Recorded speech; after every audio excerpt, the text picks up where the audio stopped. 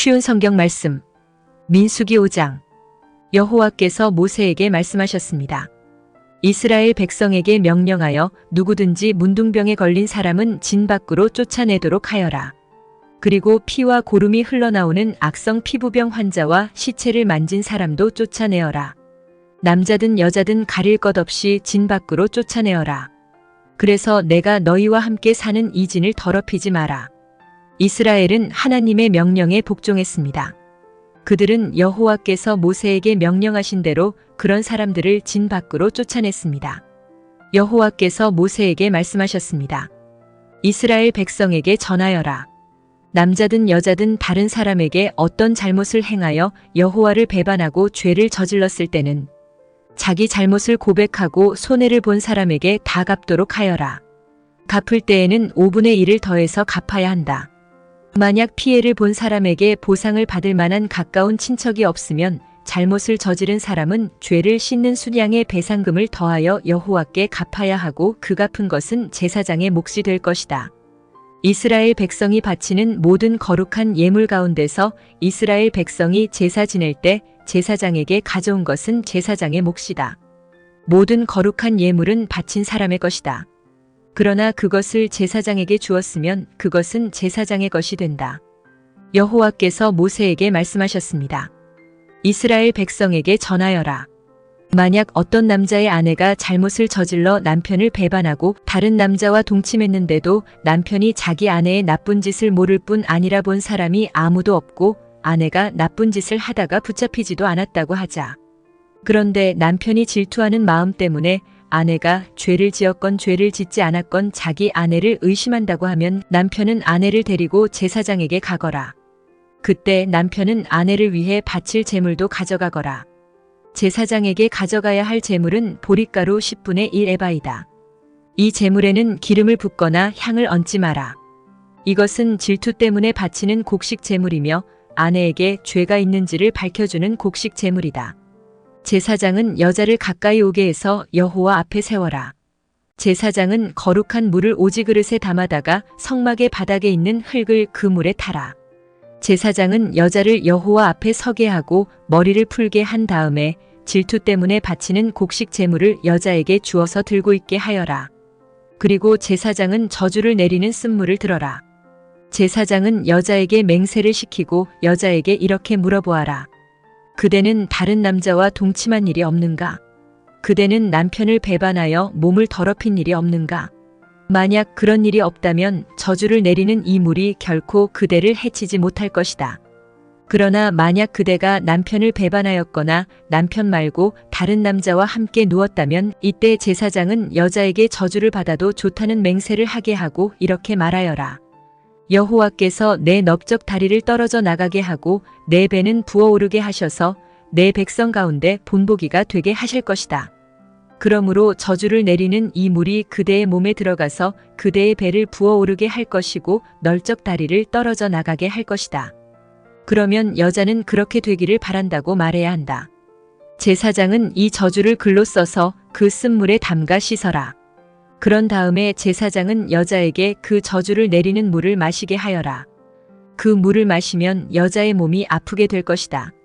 제사장은 질투 때문에 바치는 곡식 제물을 여자에게서 받아서 여호와 앞에 드리고 제단으로 가져가거라. 그리고 제사장은 곡식을 한 움큼 쥐어 전체를 바쳤다는 뜻으로 그것을 제단 위에서 태워라. 그런 다음에 여자에게 그 물을 마시게 하여라. 제사장은 여자에게 물을 마시게 한 다음 여자가 몸을 더럽히지 않았는지를 살펴보아라. 만약 여자가 남편에게 죄를 지었다면 물이 몸속에 들어갔을 때에 여자의 배가 부어오를 것이고 넓적 다리는 떨어져 나가게 될 것이다. 또한 백성 가운데서 저주거리가 될 것이다. 그러나 만약 여자가 몸을 더럽히지 않아서 깨끗하다면 해로운 일도 일어나지 않을 것이고 아이도 낳을 수 있을 것이다. 이것은 질투에 관한 가르침이다. 이것은 여자가 남편을 배반하고 몸을 더럽혔을 때에 지켜야 할 율법이다. 또한 남편이 자기 아내에게 질투할 때도 남편은 아내를 여호와 앞에 세워야 하며 제사장은 위에서 말한 모든 일을 해야 한다.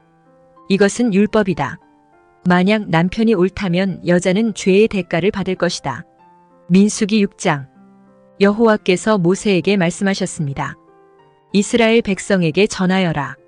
남자든 여자든 특별한 맹세, 곧 나실인의 맹세를 해서 자기를 여호와께 헌신하기로 했다면 포도주와 독한 술을 마시지 말고 포도주나 독한 술로 만든 초도 마시지 마라. 또 포도즙도 마시지 말고 포도나 건포도도 먹지 마라. 나실인으로 살기로 맹세한 동안에는 포도나무에서 난 것은 아무것도 먹지 마라. 씨나 껍질도 먹지 마라. 나실인으로 살기로 맹세한 동안에는 머리털을 깎지 마라. 여호와께 맹세한 특별한 기간이 끝날 때까지 그는 거룩해야 하므로 머리털이 자라도록 내버려 두어라. 나실인은 여호와께 맹세한 특별한 기간에는 시체를 가까이 하지 마라. 설사 그의 아버지나 어머니나 형제나 누이가 죽었다 하더라도 그들의 시체를 만지지 마라. 만약 만지면 부정해질 것이다. 그가 하나님의 나실인이라는 표가 그의 머리에 있기 때문이다. 나실인으로 살기로 맹세한 동안에는 여호와께 거룩하게 구별된 사람이다. 만약 어떤 사람이 그의 곁에서 갑자기 죽어 어쩔 수 없이 여호와께 헌신한 그의 머리털을 더럽혔다면 몸을 깨끗하게 하는 날인 7일 뒤에 머리를 모두 깎아라. 그리고 8일째 날 산비둘기 2마리나 집비둘기 새끼 2마리를 회막 입구에 있는 제사장에게 가져가거라. 제사장은 그 가운데 1마리를 죄를 씻는 제물인 속죄 제물로 바치고 나머지 1마리는 태워드리는 제물인 번제물로 바쳐라. 그렇게 해서 죄를 씻는 예식을 행하여라. 그가 시체를 가까이 했기 때문에 죄가 있느니라. 바로 그날 그는 자기 머리를 거룩히 구별하기로 다시 맹세하여라. 그리고 다시 특별한 기간을 정해서 자기를 여호와께 바치고 1년 된 순양을 가져와서 허물을 씻는 속건제로 바쳐라. 그 전까지의 기간은 무효이다. 그것은 그가 그 기간 동안에 부정해졌기 때문이다. 나실인의 규례는 이러하다. 맹세한 기간이 끝나면 회막 입구로 가서 거기에서 여호와께 제물을 바쳐라.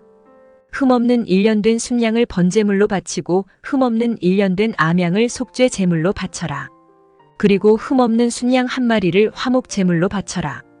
그 밖에도 누룩을 넣지 않고 기름을 섞어 만든 빵과 누룩을 넣지 않고 기름을 발라 만든 과자를 가져와서 곡식 제물과 부어드리는 제물인 전제물과 함께 바쳐라. 제사장은 이 제물들을 여호와 앞에 가져와서 죄를 씻는 제사인 속죄제와 태워드리는 제사인 번제로 바쳐라. 그런 다음에 순양을 잡아 여호와께 화목 제물로 바치며 그때에 누룩을 넣지 않은 빵인 무교병 1광주리를 함께 바쳐라. 그리고 곡식 제물과 전제물도 바쳐라. 나실인은 회막 입구로 가서 그가 바친 머리털을 밀고 그 머리털을 화목 제물 밑에서 타고 있는 불에 올려놓아라. 나실인이 머리를 모두 민 뒤에 제사장은 순양의 삶은 어깨 고기와 광주리에 들어있는 누룩을 넣지 않은 빵과 과자를 하나씩 나실인에게 주어서 손에 들고 있게 하여라. 그런 다음에 제사장은 그것들을 여호와 앞에 흔들어 바치는 제사인 요제로 드려라. 그것들은 거룩한 제물로서 제사장의 몫이다. 또 흔들어 바친 순양의 가슴 고기와 높이 들어올려 바친 널쩍다리 고기도 제사장의 몫이다. 그런 다음에야 나실인은 포도주를 마실 수 있다. 이것은 나실인에 관한 율법이다. 누구든지 여호와께 자신을 구별하여 나실인이 되기로 예물을 드린 자는 이외에도 힘이 미치는 대로 하고 그가 맹세한 대로 자신을 구별한 법을 따르라. 여호와께서 모세에게 말씀하셨습니다. 아론과 그의 아들들에게 전하여라. 너희는 이스라엘 백성에게 이렇게 복을 빌어주어라.